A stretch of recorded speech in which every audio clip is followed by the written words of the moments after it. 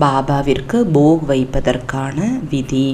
ஏனென்றால் போக் வைப்பதற்கான விதி நம்மை பாபாவிடம் இணைக்கிறது. போக் வைப்பதற்கான 7 விதிகள் இருக்கின்றது. அது என்ன? பாபாவிற்கு பழம், ஸ்மூதி, பழரசத்தை அர்ப்பணம் செய்வதற்கான விதி. ஜூஸ் எப்படி அர்ப்பணம் செய்வது, போக் எப்படி அர்ப்பணம் செய்வது. ஸ்டெப் நம்பர் 1, தூய்மையான இடத்தை தேர்ந்தெடுங்கள். உங்கள் வீட்டில் இருக்கும் தூய்மையான இடம். நீங்கள் உணவு சமைக்கவில்லை என்றாலும் பரவாயில்லை, போக் வைப்பதற்கான ஒரு இடத்தை நீங்கள் நிர்ணயித்து கொள்ளுங்கள். அந்த இடம் தரையில் இருக்க வேண்டும், அது ஒரே இடமாக இருக்க வேண்டும். இதுதான் ஸ்டெப் நம்பர் 1. அந்த இடம் அமைதியாக சுத்தமான இடமாக இருக்க வேண்டும். இல்லறத்தில் இருப்பவர்கள் இதன் மீது கவனம் வையுங்கள். 2வது, சுயத்தை தயார் செய்யுங்கள். உங்களை எப்படி தயார் செய்வது? குளித்து சுத்தமான உடையை அணிந்து, லேசான உடையை அணிந்து உங்களை நீங்கள் தயார் செய்யுங்கள். 3வது, போக் தயார் செய்வது. 1 பழம், இல்லை என்றால் பழக்கூழ், இல்லை என்றால் பழரசம், இல்லை என்றால் பழம் கூட போதுமானது. பழத்தை நல்லா கழுகுங்க, சுத்தப்படுத்துங்க. அப்ப எந்த மாதிரியான எண்ணங்களை உருவாக்குவது? யோக நிலையில் இருக்கக்கூடிய மனநிலை. போக், உணவு சமைக்கும் பொழுது உணவு சமைப்பதற்கான ஒரு புத்தகம் இருக்கு, பிராணிக் கிராந்தி. 56 விதமான மகா வாக்கியங்கள் பாபாவினுடையது. ஸ்ரீகாந்த் பாய் ஸ்பார்க்கில் இந்த புத்தகத்தை உருவாக்கியிருக்காரு. இதை குரூப்பில் ஷேர் பண்ணலாம். யாருக்கு ஹார்ட் காப்பி வேணுமோ அவங்க ஸ்பார்க் ஆஃபீஸ்லேருந்து வாங்கிக்கலாம். இதில் பாபாவினுடைய மகா வாக்கியங்கள் முழுமையான மகா வாக்கியங்கள் அல்ல, சின்ன சின்ன மகா வாக்கியங்கள். சூரியனின் கிரணங்கள் விதவிதமான அதிசயங்களை காண்பிக்குது. நீங்கள் நெருப்பை எரிக்க வேண்டிய அவசியமில்லை. இது எல்லாவற்றிலிருந்தும் நீங்கள் விடுபட்டு விடுவீர்கள். நீங்கள் நெருப்பற்ற யஜ்யத்தை உருவாக்க வேண்டும். நெருப்பற்ற யஜ்யம், இதுதான் இன்றைய முரளியில் சொல்லப்பட்டிருக்கு. யஜ்யம், அதில் நெருப்பு இருக்கக்கூடாது. நெருப்பு இல்லாத யஜ்யம். பாபா இதில் ரொம்ப அழகான மகா வாக்கியங்களை சொல்லியிருக்காரு. நினைவில் இருந்து உணவை சாப்பிடுங்கள், உணவை சமையுங்கள்.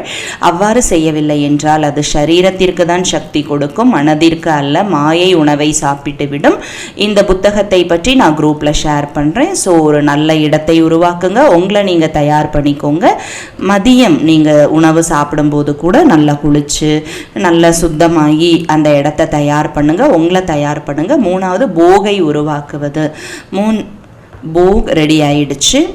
ஒரு அழகான நல்ல தட்டு ஒரு சின்ன கட்டோரியில் வச்சுக்கோங்க. பாபாவுடைய டிரான்ஸ்லைட்டுக்கு முன்னாடி வைங்க, பாபாவோட படத்துக்கு முன்னாடி வைங்க. அதுக்கப்புறம் பாபாவின் நினைவில் அமருங்கள். நான் பாபாவிற்கு உணவை கொடுத்து கொண்டிருக்கிறேன். 5வது, போக் அர்ப்பணம் செய்யும் பொழுது பாபாவிற்கு இந்த ஒரு வாக்கியத்தை நீங்கள் சொல்லுங்கள். எனக்கு பின்னால் நீங்களும் சேர்ந்து சொல்லுங்கள். நான் இந்த பிரசாதத்தை பாபா உங்களுக்காக அன்பாக நான் ஏற்பாடு செய்துள்ளேன். அதை நீங்கள் மிக அன்பாக ஏற்றுக்கொள்ளுங்கள், அருந்துங்கள். உங்களது திவ்ய வரதானங்கள் மற்றும் உங்களது ஈஸ்வரிய சக்திகளால் இதை நிரப்பிவிடுங்கள்.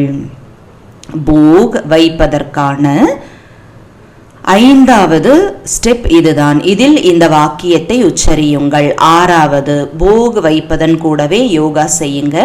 5-6 நிமிடங்கள் பாபாவை நினைவு செய்யுங்கள், மௌனத்தில் அமருங்கள், கற்பனை செய்யுங்கள். போக் தெய்வீக சக்தியால் நிரம்பிக் கொண்டிருக்கிறது. அடுத்தது, யோகம் செய்த பிறகு அந்த போகை பிரசாதத்தின் ரூபத்தில் அமைதியாக இருந்து சாப்பிடுங்கள். பிறருக்கும் அதை பகிர்ந்தளியுங்கள். இதுதான் 7 ஸ்டெப். ஃபர்ஸ்ட் இடத்தை தயார் பண்ணீங்க, உங்களை தயார் பண்ணீங்க, போக தயார் பண்ணீங்க, பாபாவுடைய நினைவில் நீங்கள் உட்கார்ந்தீங்க, போக் தட்டு நீங்கள் வச்சுட்டீங்க. பாபாவுடைய நினைவில் உட்கார்ந்து நான் அன்பு நிறைந்த ஆத்மா, அன்பா நான் இதை சமைச்சிருக்கேன், இதை அன்பா நீங்கள் ஏற்றுக்கோங்க. ஈஸ்வரிய சக்தி வரதானங்களால் இதை நிரப்பி விடுங்கள். அடுத்தது, அதுக்கப்புறம் அந்த போக் வைத்த பிறகு அங்கே உட்காந்துடுங்க. 5 நிமிஷத்துலேருந்து 10 நிமிடம் வரை உட்காந்துருங்க. கடைசியில் என்ன பண்ணணும்? அதை நீங்கள் ஏற்றுக்கொள்ளுங்கள். எப்படி சாப்பிட வேண்டும்? அன்போடு சாப்பிட வேண்டும், அனைவருக்கும் பகிர்ந்தளிக்க வேண்டும்.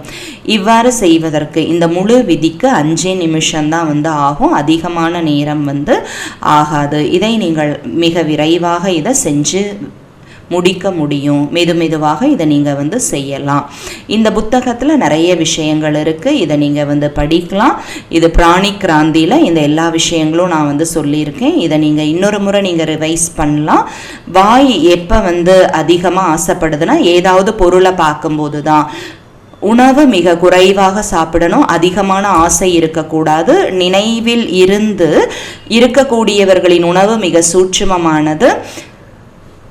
குஷியை போன்ற ஊட்டச்சத்து எதுவுமே இல்லை. மகிழ்ச்சியில் இருக்கும் பொழுது உணவு மிக குறைவானதாக மாறிடும். அதிகமாக சாப்பிடும்போது சுமை மிகுந்தவர்களாக ஆயிடுவீங்க, தூங்கி விழுவீங்க. அப்புறம் பாபாட்ட சொல்லுவீங்க பாபா தூக்கம் வருதுன்னு. 4வது விஷயம், உணவு ஒரே மாதிரி இருக்கணும். நல்ல உணவுனா நிறைய சாப்பிட்டாச்சு, அப்படி இருக்கக்கூடாது. அதனால இந்த புத்தகத்தில் ரொம்ப சின்ன சின்ன மகா வாக்கியங்கள் இருக்கு. அதை நீங்கள் படிங்க. இந்த புத்தகத்தில் சில விஷயங்களை நான் படிக்கிறேன். உணவு சுத்தமாக இருக்கணும். ஒரே விதமான உணவை சாப்பிடுங்க. விதவிதமான உணவை சாப்பிடும் பொழுது அதிகமாக நோய்வாய்ப்படுறீங்க. பாபாவின் மகா வாக்கியங்கள். பாபா என்ன சொல்கிறாரு? விதவிதமான உணவை சாப்பிட்றீங்க. தட்டில் 10 விதமான பொருட்கள் இருக்கு. காட்டுவாசிகள் பாருங்க, ஏழைகள் என்ன சாப்பிட்றாங்க, ஆனாலும் அவங்க நல்ல ஸ்ட்ராங்காக திடகாத்திரமாக இருக்காங்க. விதவிதமான உணவுகளை சாப்பிடும் பொழுது தான் நோய்வாய்ப்படுறீங்க. பாபாவின் நினைவிலிருந்து சமைக்கக்கூடிய உணவு பிரம்மா போஜனம். கொஞ்சம் பிஸ்கட் ஐஸ்கிரீம் சாப்பிடலாம் அப்படிங்கிற ஆசை இருக்கா? உணவு சாப்பிடணும், அது இதுன்னு சாப்பிடணுங்கிற கவர்ச்சி குமாரிகளுக்கு இருக்கா? எப்பொழுதும் சாதாரணமாக இருங்க. ரொம்ப அதிகமாகவோ ரொம்ப கீழானதாகவோ அல்ல. ஓம் சாந்தி.